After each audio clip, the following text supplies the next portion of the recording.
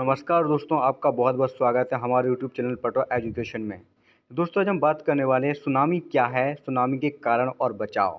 जी हाँ दोस्तों, सुनामी एक प्रकार की प्राकृतिक आपदा है जो लाखों लोगों की मौत, जन धन की हानि का कारण बनती है। इसलिए अगर आप सुनामी ग्रस्त इलाके समुद्री तटवर्ती इलाके में रह रहे हैं तो आपको यह लेख पूरा देखना चाहिए, वीडियो पूरा देखना चाहिए। तो दोस्तों, अगर आप हमारे यूट्यूब चैनल पर पहली बार आए हैं तो हमारे यूट्यूब चैनल को सब्सक्राइब कर लीजिएगा और वीडियो को लाइक ज़रूर कर दीजिएगा। तो दोस्तों, सबसे पहले देख लेते हैं सुनामी क्या है। दोस्तों, सुनामी एक प्राकृतिक आपदा है जो जनजीवन को भयंकर दुखों कष्टों के भंवर में डाल देती है। सुनामी एक ऐसी आपदा है जो समुद्र तल तथा तटीय इलाकों में भयंकर तबाही उत्पन्न करती है। सुनामी को आमतौर पर भूकंप, समुद्री भूकंप के नाम से जाना जाता है क्योंकि सुनामी समुद्र तल में उठने वाली भयंकर तरंगों का ही रूप होता है और ये भयंकर तरंगें 10 मीटर से 20 मीटर की ऊंचाई तक जाती हैं और तटीय इलाकों में भयंकर तबाही और विनाश का कारण बनती हैं। दूसरे शब्दों में कह सकते हैं कि भूकंप और ज्वालामुखी से महासागरीय धरातल में अचानक हलचल उत्पन्न हो जाती है और महासागर के पानी का अचानक विस्थापन होता है, जिसके फलस्वरूप समुद्री जल में ऊर्ध्वाधर तरंगें होती हैं। इन्हीं भूकंपी तरंगों को सुनामी कहा जाता है। ग्रीक लोगों ने सुनामी का सबसे पहले वर्णन किया था और उन्होंने बताया था कि सुनामी की जो लहरें होती हैं उनकी गति लगभग 400 किलोमीटर प्रति घंटा होती है, जो अपने रास्ते में आने वाले जहाज, नाव, बोट, तटीय इलाकों में घर, वृक्ष, बंदरगाह आदि को नष्ट कर देती है। इसीलिए भूकंप की भयंकर सुनामी के द्वारा तटीय इलाके के बड़े बड़े शहर, गांव तहस नहस हो जाते हैं और लाखों लोगों की मृत्यु हो जाती है।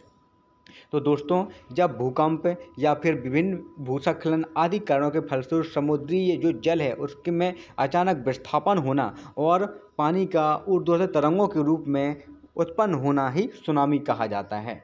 दोस्तों, हम बात कर लेते हैं भारतीय सुनामी 2004 में आई थी, तब क्या हुआ था। 26 दिसंबर 2004 को इंडोनेशिया में सुनामी आई थी, भूकंप आया था और जिसकी तीव्रता थी 9.1। तब हिंद महासागर में सुनामी आई थी जिसमें लगभग कई रईस तटवर्ती इलाकों को तहस नहस कर दिया था। 2004 में जो सुनामी आई थी उसमें Sri Lanka, Thailand, Malaysia, Indonesia, Maldives सहित आसपास के कई क्षेत्रीय इलाकों में भयंकर तबाही मचाई थी और लगभग 2,30,000 लोगों ने अपनी जान गंवा दी थी।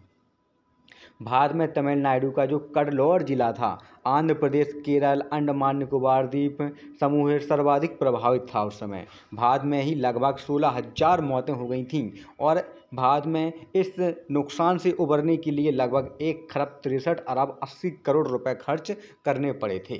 तो दोस्तों, उस समय की 2004 की सुनामी का सबसे बेकार प्रभाव देखने को मिला था कि लगभग 3 लाख से ज़्यादा मौतें हो गई थीं। अब दोस्तों, बात कर लेते हैं सुनामी के कारण क्या क्या हैं, कौन कौन से कारण हैं, सुनामी क्यों आती है। तो दोस्तों, सबसे पहले तो आती है भूकंप के द्वारा।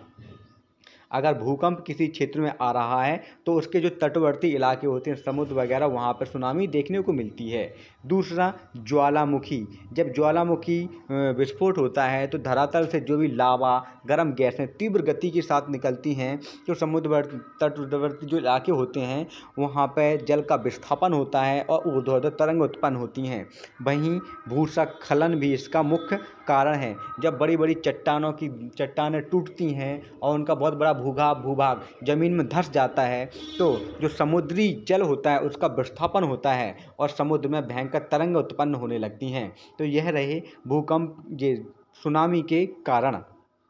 अब बात कर लेते हैं सुनामी के बचाव के उपाय के, किस प्रकार से हम सुनामी से बचें। तो सबसे पहले तो हमें जो सुनामी ग्रस्त इलाके हैं वहाँ से घर अपने दूर बनाए चाहिए। जो अपनी बस्तियाँ होती हैं उनको सुनामी ग्रस्त इलाकों से दूर ऊंची पहाड़ियों पर बसाया जाना चाहिए। वहीं पक्षियों और अन्य जो जीव होते हैं उनको हमें सुनना चाहिए, उन पर ध्यान आकर्षित करना चाहिए क्योंकि ये भी क्या होते हैं, विभिन्न प्रकार की प्राकृतिक आपदाओं के सूचक होते हैं। इसके साथ ही जो प्राकृतिक आपदा के केंद्र हैं चेतावनी केंद्र हैं, जैसे सुनामी चेतावनी केंद्र हैं, रेडियो, टेलीविज़न, है ना, इनके माध्यम से लगातार समाचार हमें सुनते रहना चाहिए, जिससे हमें उनके बारे में पता चलता रहे और हम ज़रूरत की चीज़ें बांध के जल्द से जल्द सुरक्षित स्थानों पर पहुंच जाएं।